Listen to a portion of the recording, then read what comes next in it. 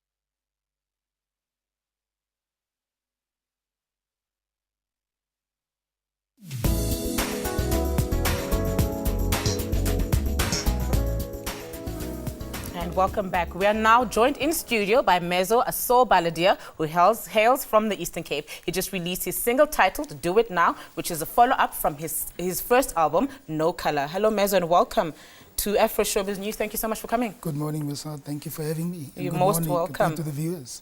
You're most welcome. So you just released your album, No Color. Yes. How has the response been to that? It's been remarkable, especially online. You know, I've released it on iTunes as well, and it's available in mostly Eastern Cape. I'm from the Eastern Cape originally, so it's selling in the Eastern Cape, and we're expanding it to Joburg now. It's available at Microgram Traders in Northcliffe. So we are hoping that the bigger guns will also get involved in the distribution side of it. Yes, of course. Yes, but how would you describe your sound? Like for somebody that doesn't know, how would you describe your sound? My sound is like a typical 70s gamble and huff sound called music with a message, music with a purpose. You know, it goes beyond just the sound. It portrays a message of hope, message of love. Now, but why did you decide to take us back to the 70s? No, it's a combination of 70s and modern day, you know, music. But I feel that there's a want for meaning in music these days, because it's mostly beat driven these days. And I think the lyrics have fallen, meaningful lyrics have fallen by the wayside. And I think there's still a market for that. Now, MeZZo, something interesting about you, you're a TV producer. That's correct. So how do you dabble being a musician as well as a TV producer as well? Passion. Both of these, my profession is my passion as well. Words, you know, dealing with words. So it's a question of passion, music, words, you know, they integrated. That's why one of a music reviewer wrote, and he said, when he listened to the 7th track on the album, he said, by this time, I realized that I'm listening to a writer who teaches by song, and he didn't know me. So it's sort of coincidence that he said a writer who teaches by song. Yeah. Now, you know, there are a lot of struggling musicians in the country who are trying to make it.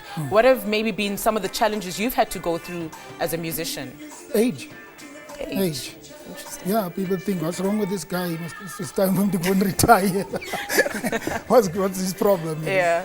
But somehow, you know, I feel that if you believe enough and if you push hard enough in your passion, believe hard enough in your passion and your dream, you can fulfill it.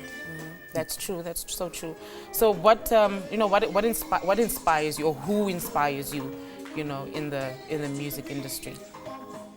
My favorite, Stimela was the group that made the biggest impact on in the 80s, when we went through those turbulent times, you know. And I was still a student then at the University of Western Cape, where our Daily bread used to be tear gas in those days. Yeah. So the music that sort of influenced me to do that kind of music, because everything that Ray Phiri wrote had a meaning and it was so appropriate to the time, but it was timeless as well. Because for me it's still appropriate. We still go to the economical oppression, so it is still relevant.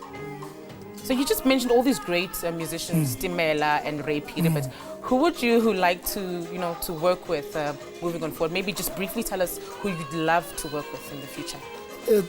A female artist, Yeah. Zonke. Zonke, Yeah, she's definitely, lovely. She's definitely. definitely lovely.